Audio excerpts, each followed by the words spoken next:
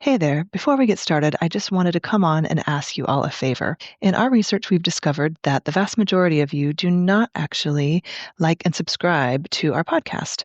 And so, if I could ask you to do so, I won't ask you for anything else. And I promise to make this podcast the best I can every day. Me and the team really strive to do that for you. And so, if you could do this for us, we would be eternally grateful. Thank you so much. Hi, I'm Mickelle Weber, founder and auteur of House of Peregrine. Expat, immigrant, pioneer, none of these were a fit, but Peregrine describes what we are all about perfectly. Those that craft their life story with intention.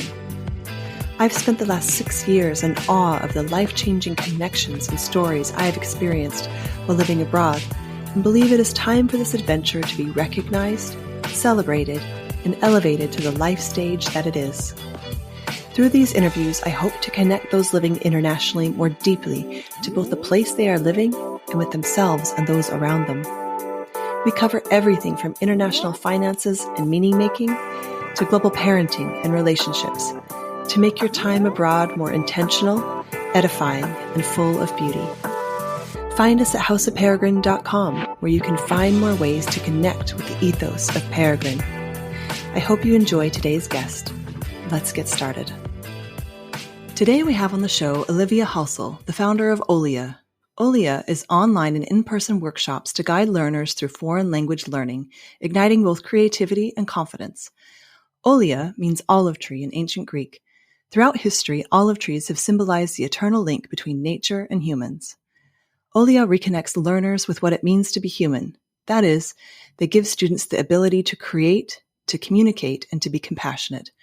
What do these traits have in common? Multilingualism, the ability to speak multiple languages. Welcome today, Olivia. I've been looking forward to speaking to you so much, and I would just love for you to share with us, expand on what I've just told everyone quickly, if you wouldn't mind. Okay. So my name is Olivia, and I'm the founder of Olea Education. I am English, and I was raised in a monolingual household, so my parents only spoke English, and they still do, as much as I'm trying to get them to speak other languages. My multilingual journey started fairly young, I would say. I always felt quite attracted to French. I loved the way it sounded. And then I did French and Chinese and business for my undergraduate. That then saw me go to Shanghai. I wanted to be a journalist in China, decided that wasn't the safest, smartest idea. Ended up doing a master's in education at Cambridge. That then saw me working in Dubai as an educator. And then after that, I set up Olea. So it's been a really interesting, creative journey, big roller coaster. And here we are. So Olea is on a mission to get every learner multilingual, and especially kids who are growing up in monolingual homes. Just like me, I want to show them that it's possible, that it's doable, that they can access all of these amazing benefits by learning numerous languages. So that's me. Let's start there. What do you see outside of the obvious? All of us know from just popular culture that it's advantageous to be multilingual, but tell me from your perspective what advantages that brings outside of maybe what we've heard in the news?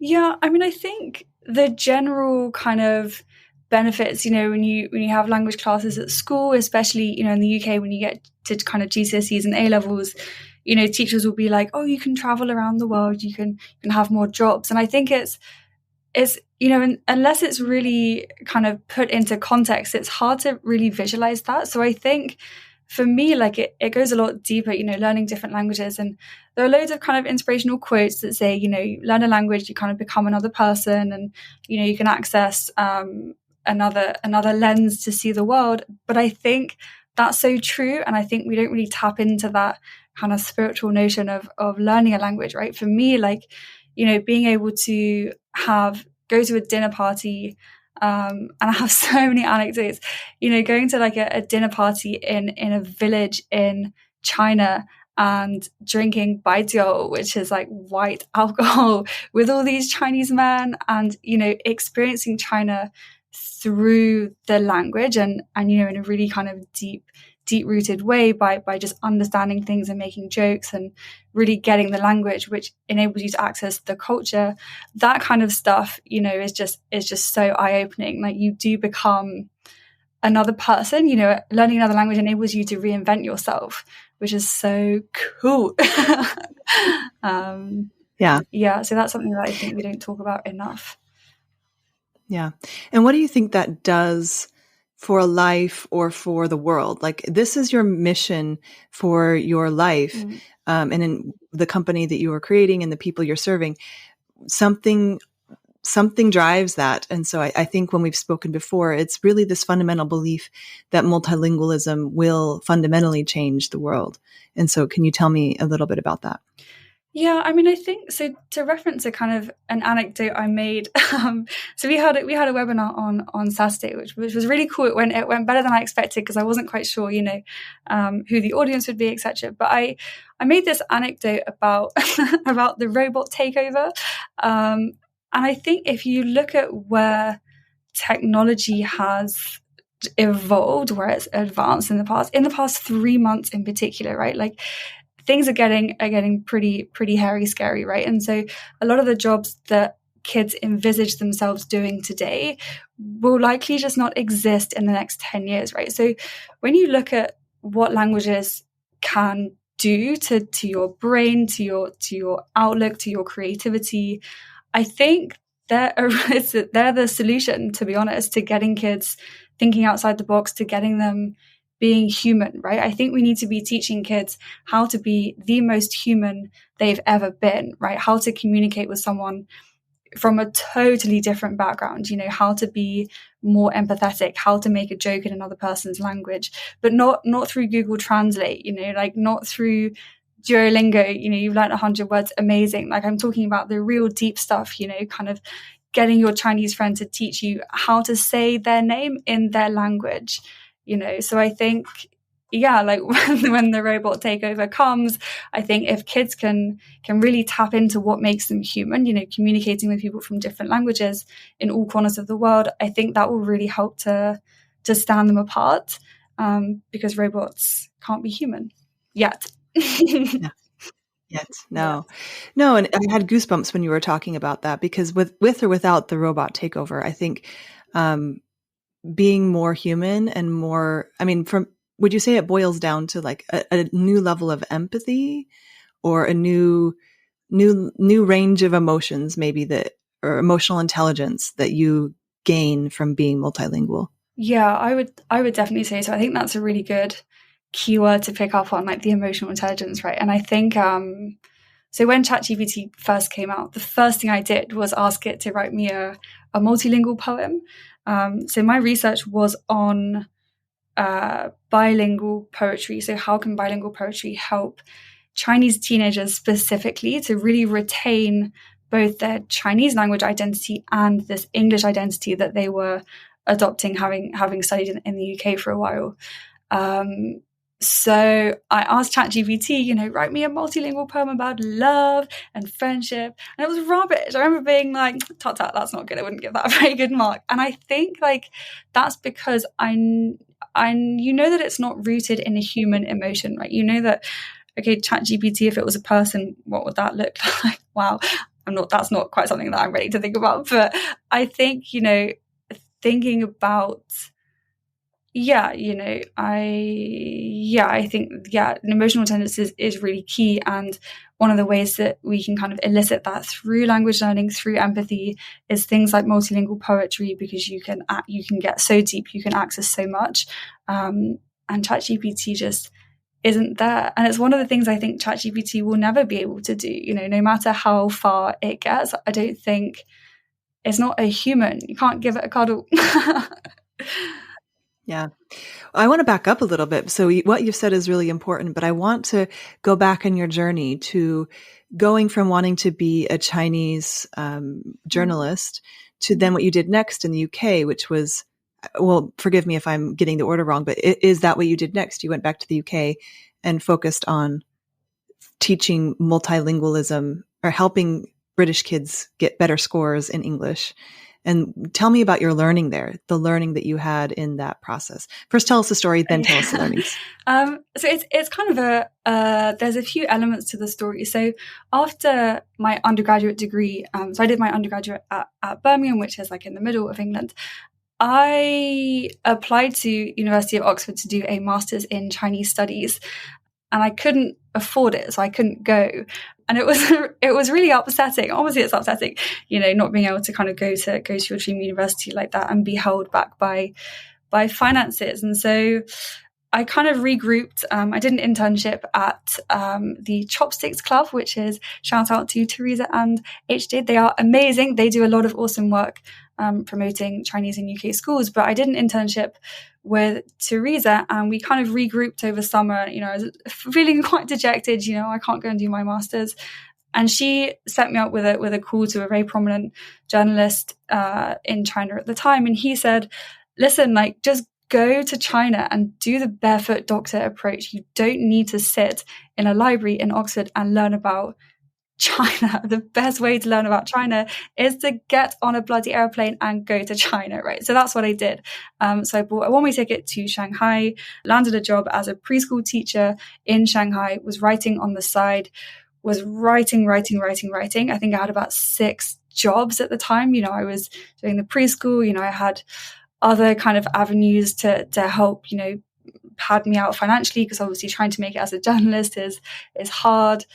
And then it got to kind of, January and I had been doing a lot of teaching, and I loved it, and I think a lot of my Chinese students were struggling with the creative element, because for the exams that I was kind of prepping them for, they were very, very rigid. And sometimes, when the creative writing element came in, they would get lost and they'd be like, I don't know how to write a story. I mean, I'd be like, what do you mean you don't know how to write a story, right? So then we do all these creative things, and I loved it.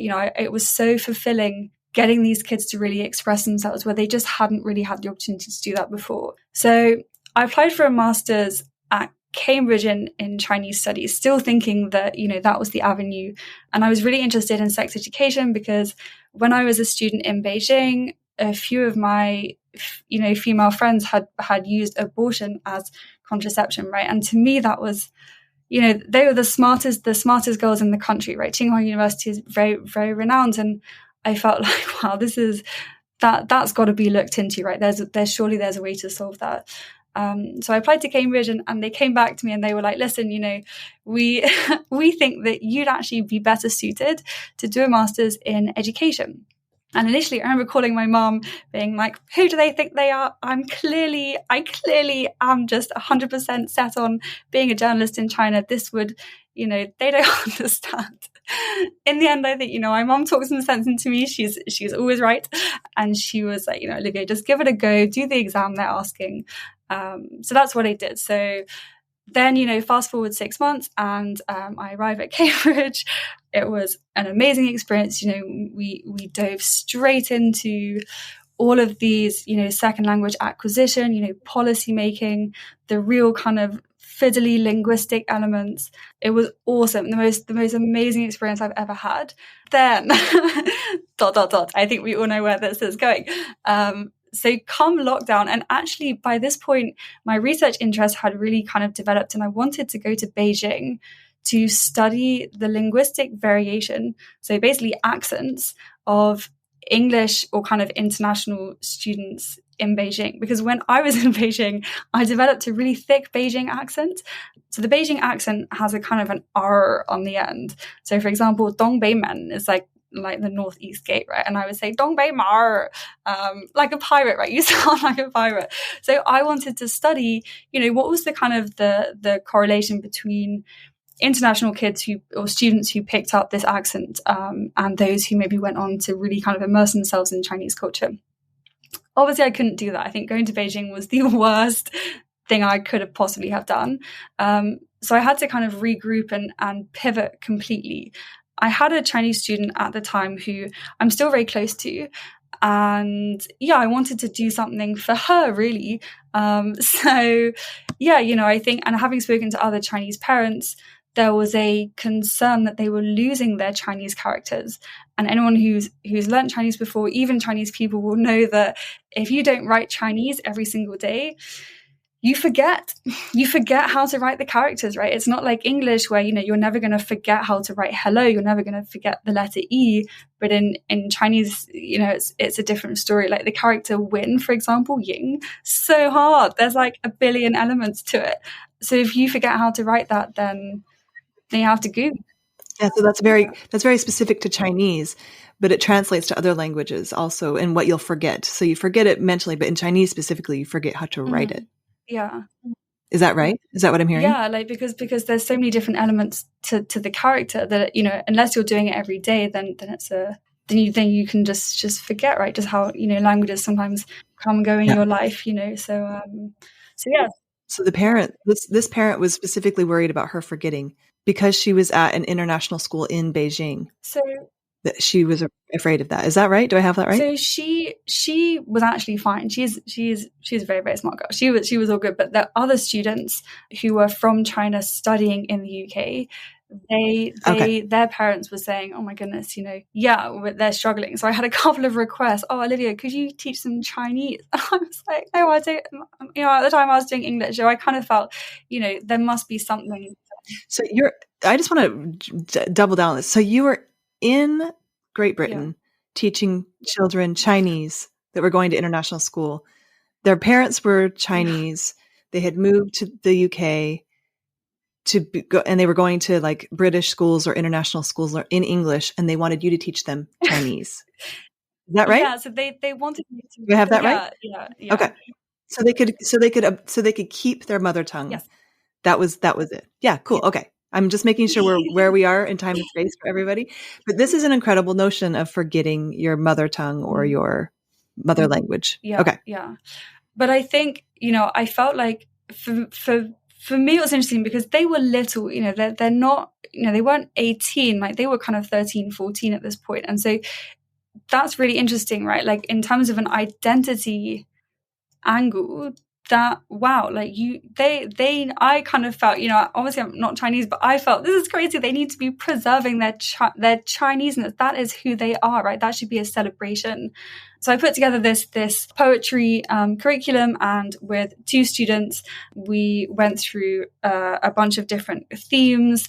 Initially, I wanted them to kind of write the poetry in English, but then like over time, they wanted to then integrate Chinese into these poems, which was awesome, right? So in the end, we had this kind of collection of poems, and they were Chinese and English, and that kind of seeded the multilingual identity interest for me, and then obviously, then I went away. I was in Dubai for a year teaching a bunch. And I just want to stop you right there. So you came back to poems, which is a theme in your life, I think, and a theme in what you're creating. So poetry was your main medium to get them to express in their mother tongue and their acquired language of where they were living. And so do you find that most accurately represented their actual identity, making those poems in both of the languages that they had, or all of the languages they had, if it was more than one? Would that be accurate to say that was the medium you used to get them to find their identity? Yeah, 100%. And I still do, for various kind of students that I still have now, and for the workshops that we've been designing in the next couple of months, like 100% poetry always features, because. And why? So tell me, I just want to really dive into this because I think it's so beautiful. So I live in the Netherlands, as everyone knows here, and my children speak Dutch. I don't speak Dutch very well at all, but this is not something I explored maybe growing up in the United States at all, and maybe my other people who have immigrated there have. But what I've had to kind of dive into and wonder and answer to a little bit to my grandparents and stuff is, are they going to forget English? How are they going to know they're American? Are they Dutch now? Who are these kids you're raising? And so I feel like you're giving the kids the answer to that on purpose, so they know who they are and are proud of it. So could you maybe talk a little bit about that realization and also your belief behind who these kids are when they're multilingual? I think, so it's worth mentioning that identity changes on a day-to-day basis, right? Like, and that's something that multilingual international kids, they need to sit in that discomfort, right? And I didn't have that opportunity growing up. You know, I left school. When did I leave school? Yes, I left school at 18. The first time, you know, I lived abroad was 2020. I'm doing an internship in France for 3 months. So I never, you know, I've kind of imposed on myself this global international multilingual crisis. But I think for learners who grow up in that environment, getting comfortable with the fact that their identity will be constantly changing is actually a really good thing, right? It's good to sit in that. And I don't think discomfort is the right word. It's more like it's a constant transition, and it's beautiful. Like, it's so cool, you know, the fact that, you know, I saw a friend recently, and she's half French, half English, and we had the conversation in franglais, right? Half in English, half in French. And that's awesome, you know, because for me, obviously trying to be in France and become French and, you know, etc. Like, it's uncomfortable, but it's an interesting transition. So I think we call it Dutchlish here. Dutchlish. That's something that I need to learn that. That sounds cool. But, you know, expressing that and illustrating that through a poem, let's say it's, you know, one poem every month. It's so fascinating to see how that evolves. You know, 1 month, maybe you might, you know, I think language learning, you always plateau. You always get to this stage where you're like, I'm fluent enough to get around, but you kind of feel like you reach this standstill, right? And then it increases through these big leaps. So it's never linear. Yeah. And the kids that are in this situation that are outside their mother tongue in let's say a local school or a private school, and they're outside their language, they don't get the grace to do that slowly. They have to do that on a regimented schedule. That's what I've noticed with my kids. They get behind just in their language learning. They hit these plateaus, and then there's a test, and sometimes they're off. But the perspective I love that you have is around identity and the soulfulness of a language and how that coexists in these kids, these adults. You're an adult. Now you're an adult, but like, give us a little bit more of your thoughts around that, around how we can frame it for these kids, how we can make it beautiful, how we can give them names and context for what they're actually going through and what they're creating with their lives. And it's largely our choice, right? That we brought our kids to a different culture. But in my opinion, they're at the forefront of the language learning and culture shock when we're here. So maybe give us a little bit of context around how we can integrate that beautifully. I think it's really a celebration, right? And there's an amazing TED Talk which is called Both Not Half, and I forget the name of the guy who delivered the TED Talk, but I can also send it to you afterwards. And he talks about the name of the talk is Both Not Half, and it's about celebrating the fact that you can be both.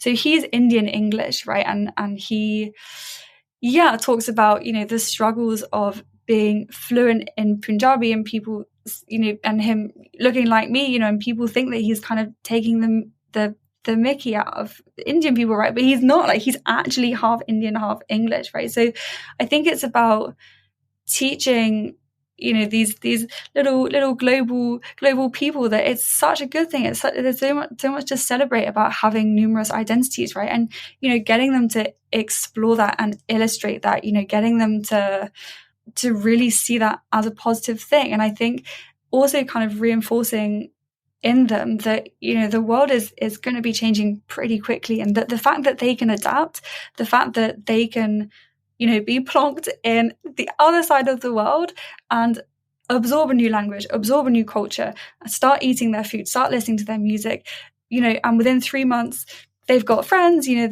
okay, it's always a bit hard. Like, that's, of course, you know, that's to be expected. But I think reinforcing like how well they're doing, and how prepared they'll be for such a change in landscape, right? Because that's inevitable.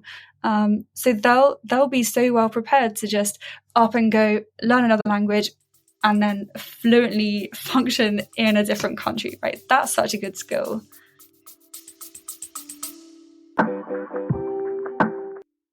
Did you know that House of Peregrine has an app?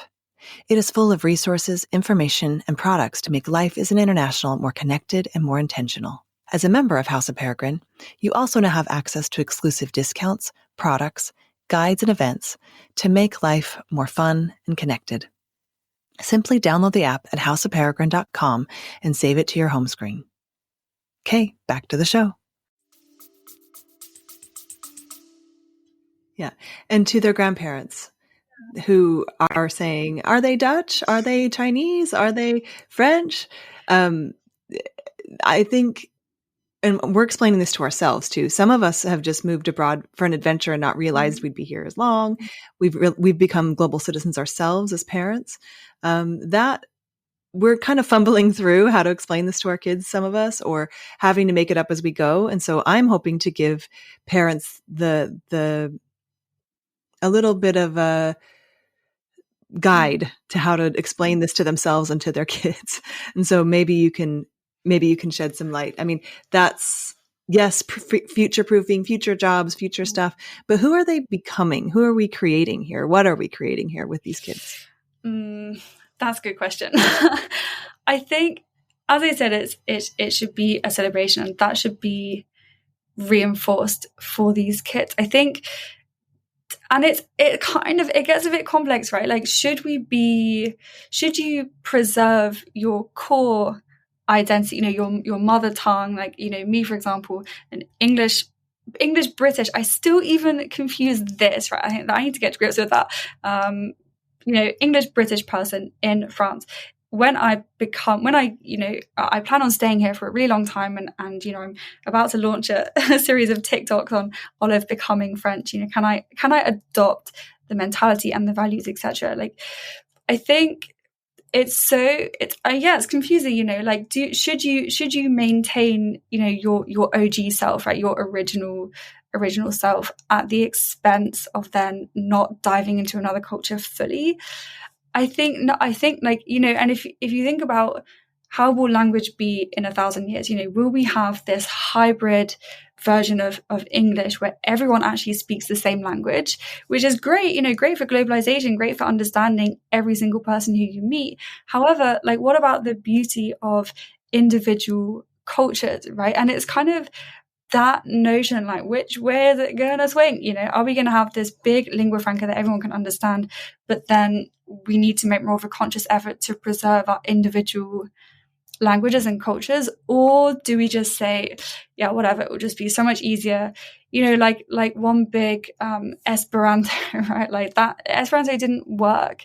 So maybe there's hope for preserving our own languages and cultures, but so it becomes a kind of existential thing. Like, do we want our kids to become fully global citizens where nowhere is home, but then everywhere is home?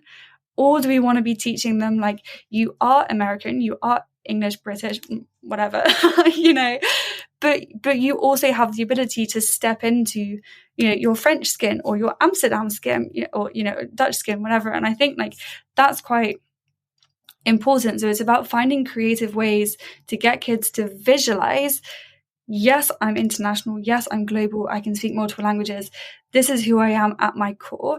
And I think it's kind of up to them, it's up to each learner, each child, to be like, my core is British, but then on the outer layers you've got French elements and Chinese elements, but at the core my values will stay British, right? But and then maybe in 5 years' time that changes, and that's okay. It's, as I said before, I think it's about embracing the discomfort of your own identity and knowing that will change. Like, that is inevitable, and it's such a good thing to sit in that transitionary space.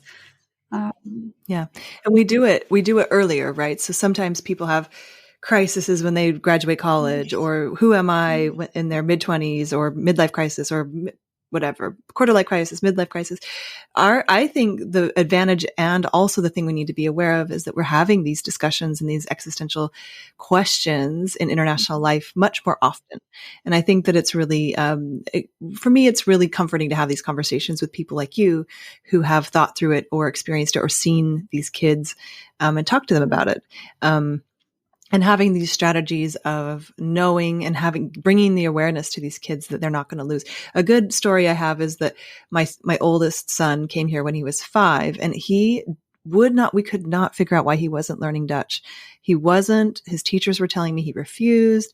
And after about a year, we figured out he thought he would forget English. Yeah. And as soon as we cracked that open and said, "Oh, you thought you could only speak one language at a time," he immediately started learning Dutch in like full sentences. But emotionally, he didn't want to lose his connection to his English, to me, basically, because I didn't speak Dutch. And that emotional aspect of language learning is over. I mean, and I want you to go into this now with this emotional barriers of acquiring language and what that means. And maybe it's not the 5-year-old who thinks, all of us know you can have multi-languages, but they're more. And I think you've discovered them along your journey. And I'd loved for you to speak to that. Yeah. I mean, I think in terms of kind of the emotional barriers of learning a language, I think if you look at, both the languages, so I picked up Chinese at 19 and French, was always like a little part. I think I've always felt very comfortable with French, and I feel like I'm very happy like incorporating that part of my identity and stuff. But when it comes to China, and I've been thinking about this over the past few days, like to what extent do I share, the challenges that I've had with Chinese and living in China in particular. And I think a couple of kind of traumatic things that happened when I was in China. So I will share one of them. But I think it was, incidences like I'm about to explain, I think can have a very deep impact on the language, right? So it was my first week in Beijing. And my little sister, at the time had just arrived from Australia. So she had just done a year abroad in Australia, and it was really exciting. We were going to meet in Beijing, and it was all fun. We were going to stay in the hutongs. So the hutongs are the really old little alleyways, and they're so magical. Honestly, like you turn around the corner, and there's an old lady who looks about 300 who's making dumplings, and you chat to her, and she's very soft. And my goodness, like they've seen things. It's so fascinating. Like the hutongs really became my special place. But Beijing's very polluted, right? And my little sister had just spent the year surfing in Australia. So that, arriving in Beijing, I think that the shock to her lungs was quite something, right? So, we had this day out, and we were going around, and we were going to the markets, etc. And she had an asthma attack on the subway, which I'd never seen someone have an asthma attack before, right? So that was very scary. And so we got a tuk-tuk back to the hotel because none of the taxis would take us. And then at the hotel, I remember the receptionist laughing at me because there was no blood. And I was saying, we need to call an ambulance. This is critical. I was on the phone to my mom. I think it was incredibly stressful situation, right? I think possibly the worst moment of my life. But, and the receptionist was laughing and saying, there's no blood. Right. And so in the end, I carried her out, and we got into a taxi, and then got to the hospital. And then sure enough, her insurance had run out. So we had to, I just handed over every single credit card I could find. And it was okay. But I think, obviously a couple of days later and things kind of settled down. But I think that experience and the fact that people didn't take it seriously, and it was so traumatic, it was so scary, when you're by yourself in a country, I think any country, but it was really scary. And I think that kind of sowed this seed in my mind, like, no one's going to help me here. People don't care that, like, I could be dying on the street, and people are going to laugh. So I think that actually, unfortunately, like, set this really awful kind of seed in my mind. And it took a while to kind of push through that. And so actually, one of the ways that I tried to overcome that kind of trauma, I guess, that experience was I decided over the Chinese New Year I was going to set up this project, and the project was called 66 Hands, and the idea was to interview a different person every single day, whether it was a dustbin man, whether it was, the ambassador to the UK. I didn't quite get that far, but so because I wanted to understand what had driven people not to help and to laugh at that situation. And I wanted to, kind of welcome people into Chinese culture in spite of what had happened. I wanted people to see it for what it was, because I was sure that I'd gotten the wrong end of the stick. And, I knew it was just a bad experience. And then that was actually what led me to the journalism thing, right? Because I found so much not solitude, but so much kind of comfort in writing those stories. So I think, and my journey with Chinese, like, it's very up and down. And I think sometimes, especially if I'm listening to Chinese radio or if I'm doing Chinese things, sometimes, I do think about situations which were pretty hairy, scary in China. So I think, has that caused a barrier? Had that happened in France, would I feel the same way? I don't know. I know everyone kind of has scary. Yeah, but there's would you say there's inherently a little bit of trauma that happens that you have to kind of see yourself through when learning another language, even if it's just people laughing at you or people, there's the larger traumas that you and I are talking about. And then there's the smaller traumas, which are saying the wrong word or going the wrong direction.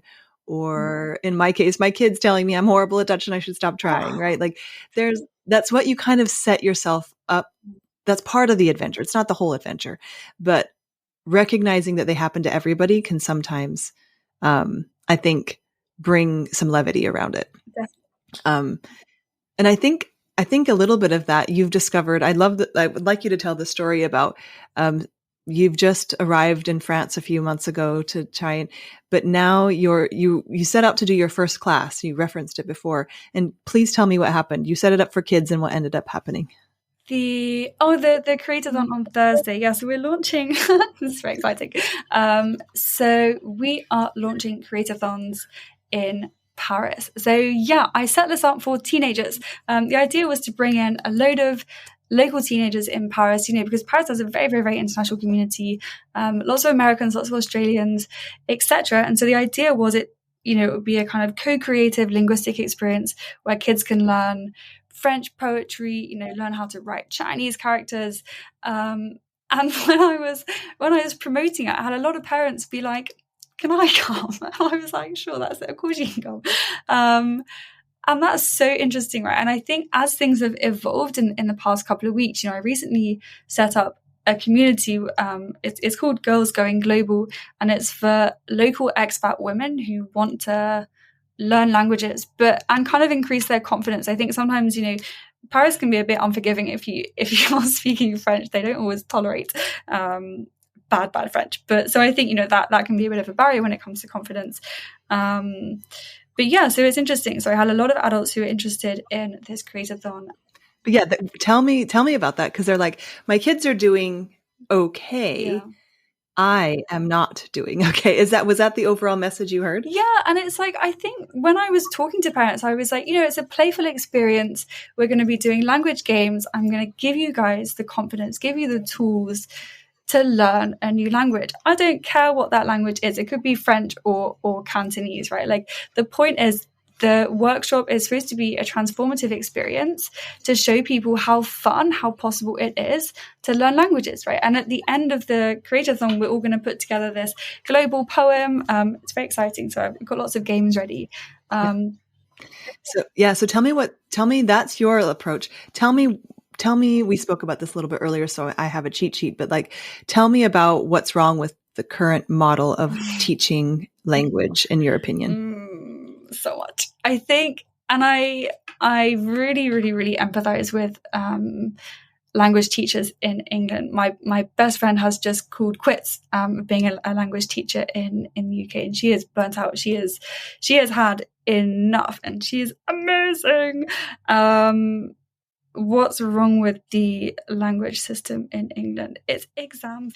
No, anywhere. Like learning another language. Like I think you spoke to it. You're like, if you don't want to learn a language, do it the way there. Sit people in a class, tell them a lot of rules.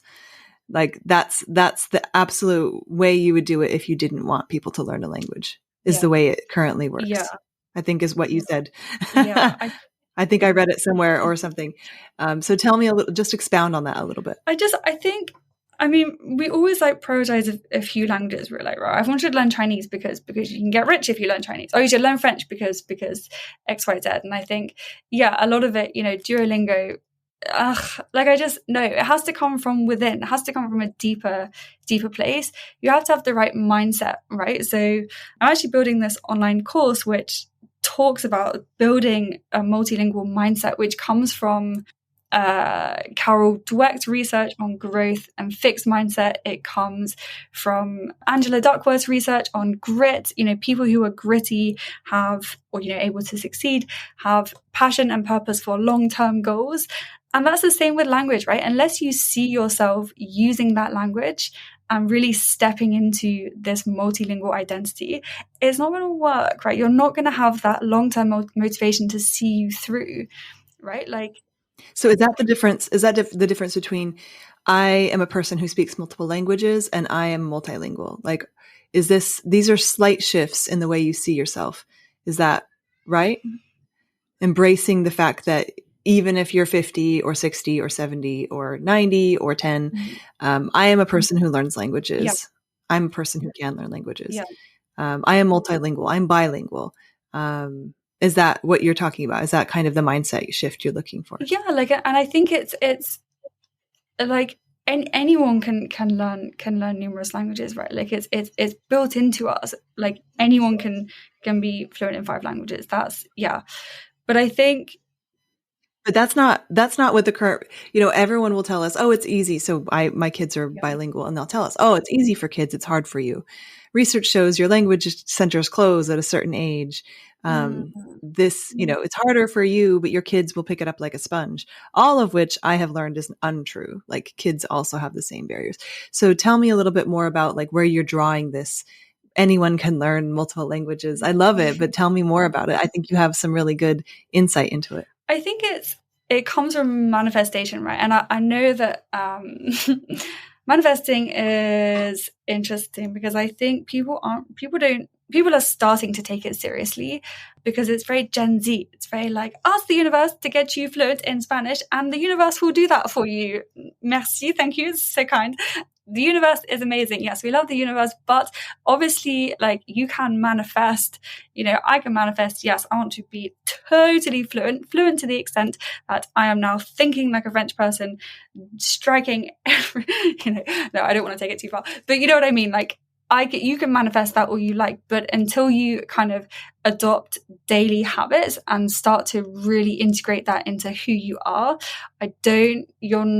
you're less likely to get there, right? You need to, I think we need to be looking deeper. It's not just about learning a language. It's about, as I said, becoming a multilingual person. How can you adopt a multilingual identity if you speak one language? Like it's a big journey, right? If like me or like numerous other people in England who grew up with just English, that's a big thing to be like, I will be multilingual.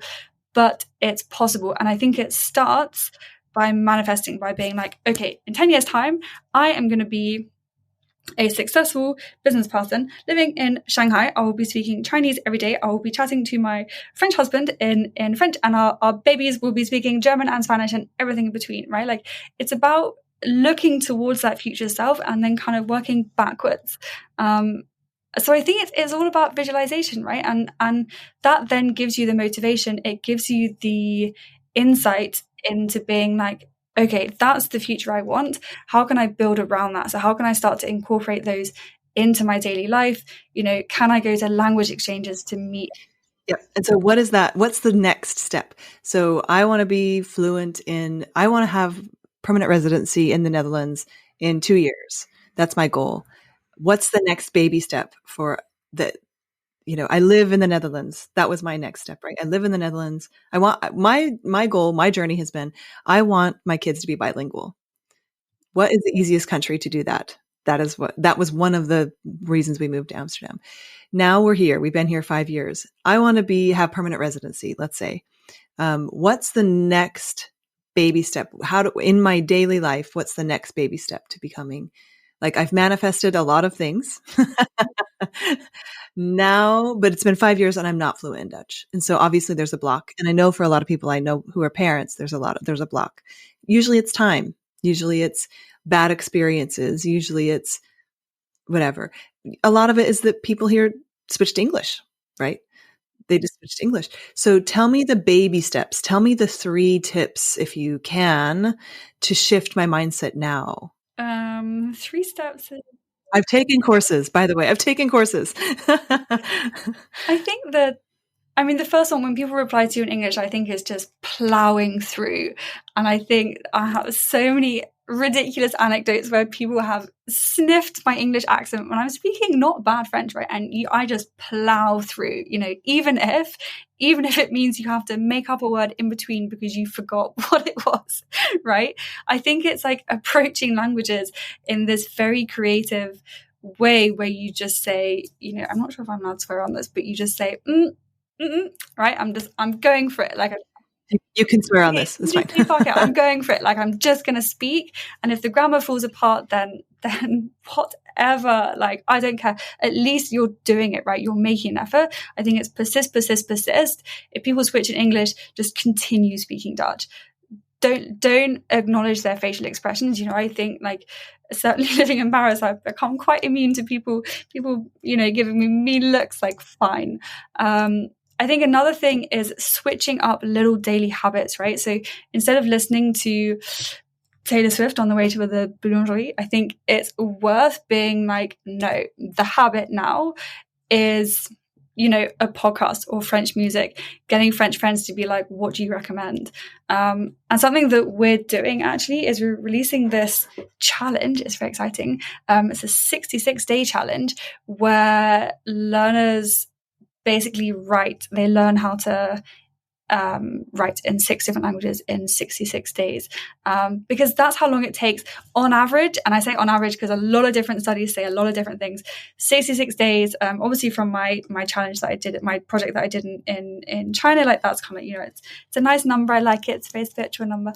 But it's great for building a habit, right? So I would say also, for you or, other people kind of living in different languages, habit building is so important. And it needs to be in the same place, ideally the same place at the same time, right? So it just becomes like brushing your teeth, so every morning. And it depends, like, do you prefer listening to podcasts? Sometimes I listen to podcasts and then I just repeat the French. People think I'm insane, but you just have to learn not to care. So would you say that your advice would be to find something you do every day and try and do it in the other language? Yes. And also not worry about what other people think. I think as adults, that's such a massive block, right? Like, it can be so mortifying when you're an adult and you're in a boulangerie and then people don't understand what you're saying and you're like, why do you not understand? Like, I'm speaking French. We always say to our kids, we say it and then they say, oh, you mean this? And we're like, that's what we just said. That's exactly what there's no difference in what you said and I said, and you couldn't understand me. Exactly. I think as adults, like, it's a real shame. And actually in our newsletter tomorrow, we have Sydney's written an article about play, about the mental health benefits of play for adults. And that's what we're doing in the Creative-thon, in Paris this Thursday and at the end of April. It's about getting adults to play. Embarrass the shit out of yourself. It's a really good thing. Like, it's so good to be embarrassed, right? At least you're giving it a go, right? If you have an accent like that, you're already speaking one more language than the next person, right? Like, accents are... I'm just trying to justify my awful accent here, but yeah. No, but would you say that's part of it? Is you have to just embrace that you're going to have an accent? Of course. Yeah. There's not a world where you're going to be able to come out of the gate speaking perfect French or Dutch or Chinese. Like, you're just going to have an accent and just accept it. Make it beautiful, make it acceptable. Is that part of it? Definitely. And that's like part of your identity, right? Like, like it's something to be celebrated. Like, it's also creative, right? Like, and I think when we approach language learning, like, we should also approach this imperfection, right? There's so much beauty in imperfection. And living in this society that we do live in, unfortunately, like that has been squished out, right? But like, I think, yeah, accents obviously, make an effort in the language that you're learning, fine. But, if that accent still persists, it's fine. It's a good thing, 'cause, Yeah. Well, and it's the difference between learning and being able to express yourself and learn about a culture and keeping yourself back because of your accent. Yeah, and I think, again, I don't know, if someone was holding themselves back because of that accent, I would just say, there needs to be more play involved. There needs to be more confidence building, right? Because I think that's where, yeah, having a lack of confidence, or, as we kind of talked about, sometimes there's a bit of an emotional block and you just don't want to, right? Like for a year or two, I just refused to speak Chinese because it wasn't worth, I just didn't want didn't want to. But, I think it also comes from, lack of confidence and worrying about what other people think. I think that's, and then that permeates other areas of our lives, right? Not worrying too much about what other people think. And I say this, no one's perfect. I worry a lot about what other people think, right? Especially recently having to, make TikToks and, put my face all over the front of the mission and stuff. But I think ultimately you just have to be like, this is what we're doing. We keep to the plan, plow forwards. If other people come at you with mean comments, then you just say, okay, thank you for your input. Bye-bye. I mean, this is like life advice. This isn't just language learning advice. But I think that those are really good, solid tips. And how do you play with language? So you give these seminars for kids or adults now, since their parents made you, that incorporate play. I've heard a lot, and I've experienced this myself, like when you're drinking as adults, so when you speak that's when you speak your best in your second language, is when you're drinking. And I think a lot of that comes from this lack of inhibition, right? Because you're actually just willing to speak, which is a difference between 0 and 1. Is that also where play does for you? Is lowers those inhibitions? Yeah, definitely. I stopped drinking this year, so unfortunately, maybe that's why my French is kind of blocked a bit. But 100%, I think that's actually a good idea. Maybe I should do like a wine and wine or something. Wine and about. Yeah. Well, but so how does that tie into your approach? So what do you do to help kids and adults play? It sounds like poetry is one of them, being creative. What are other things? What can people expect if they join one of your classes? So something that we have got prepared for Thursday, which is very, very exciting, is we have these language games. So for example, one thing that we are doing is inventing words. So there are some words in French that don't translate into English, and then vice versa. There's some feelings or experiences that we have that we don't have the vocabulary in any language to really articulate. So we do things like that because that gets people, and then they have to kind of guess, so who had this feeling, what's that word that they invented? And you have to kind of matchy. Because, when you learn a new language, oftentimes you see a word and you're like, where has that come from? Like, what's going on? Right. So it's a lot of guessing. So we invent words. I have invented a couple of words since living in Paris, because it just, it helped me to kind of build stronger friendships. It was funny. It just, a lot of. We have a thing in our family where we say at dinner, bon appetit, like it's a mix between bon appetit and eet smakelijk, which is the Dutch way of saying bon appetit in a way. And so, yeah, that culturally our family just says bon appetit smakelijk at dinner, and that helps us all remember we're all speaking multiple languages. But yeah, so word creation, owning it, laughing, building connection. And yeah, it seems like you're just giving people the permission to be wrong. Yeah. In their own way. Yeah, but it's so like people need to, sometimes people need to chill out a bit. Like, no one is perfect, right? And like, I think having spoken to just so many English teenagers and, even friends of mine who learned languages at university and now have not spoken those languages in 5 years. I'm like, what is going on? And so much of it is just because they're like, oh, but it's hard, but I lost the habit, but I don't really see myself living there. It's like, yeah, but you invested so much time into learning this language and now it's gone. Like, what? So I think, yeah, it's about getting people to just be like, okay, start integrating it back into your daily life, start to, cultivate this multilingual identity,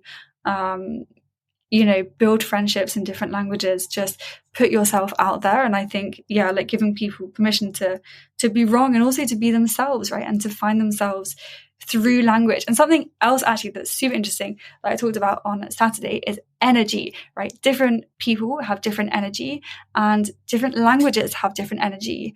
And that's such a big thing, like, especially for, and I know, a lot of my references are with English kids here, but normally, we're taught French, Spanish, and German, right? I personally did not vibe with German. We had a really scary teacher and he scared the living daylights out of me.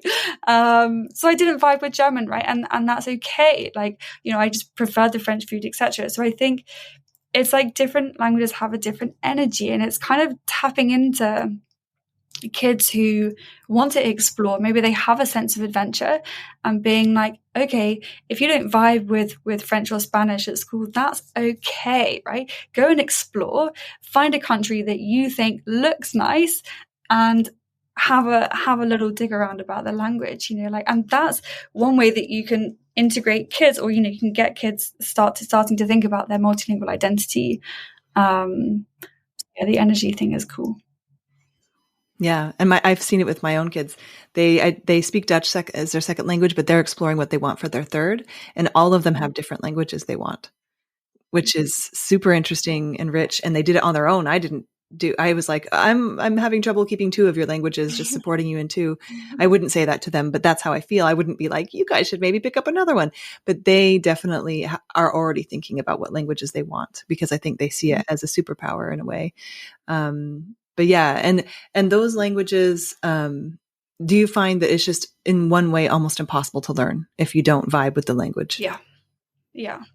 I think you just don't want it in your body. It's like food or something. Like you just don't want it. Yeah. And I think it's really one of the worst things a parent can do is to force feed that food into a kid, right? And I saw this a lot with Chinese kids that I was teaching in Shanghai. Like, okay, English it's a bit of a different story, because obviously, English is the lingua franca, and Chinese families put such a high value on education.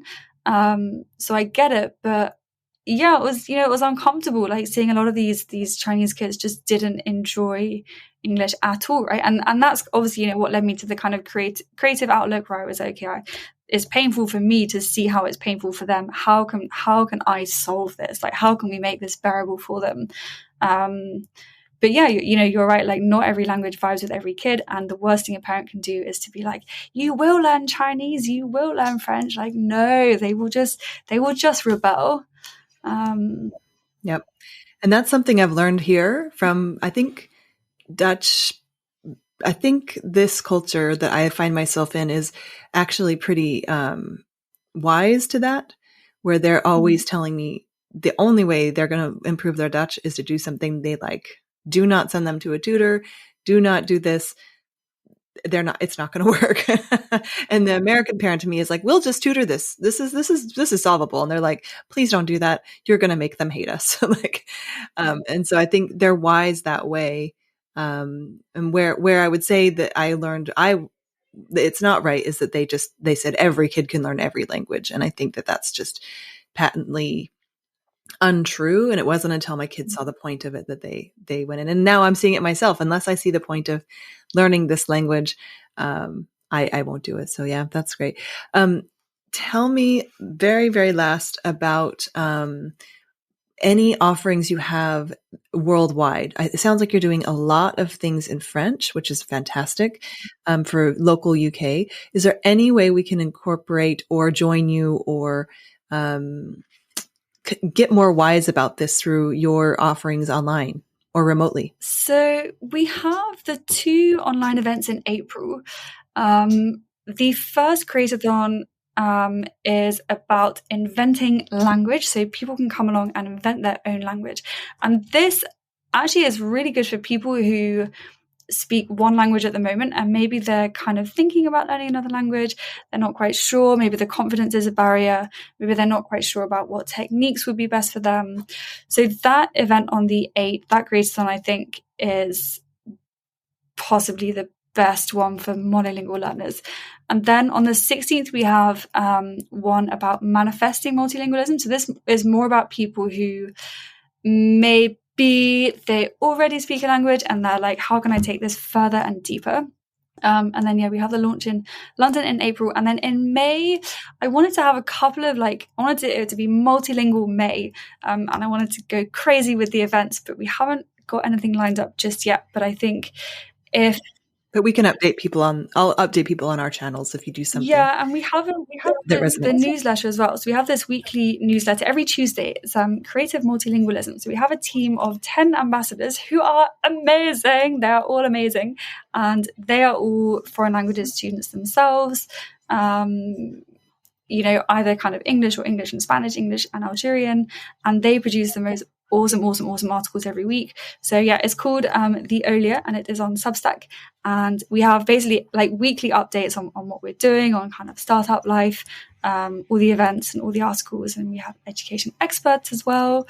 So, And how do people find that? Can you just say how people find that? So if you go to Substack and type in the Olea, then you will find it. Otherwise, it's on the website. If you head to our website, you will see it blasted everywhere. Okay, and that's Olea, OLEA.com? OleaEducation.com is the website. Olea Education, OLEA Education.com. Okay, cool. And we'll put that in the show notes as well.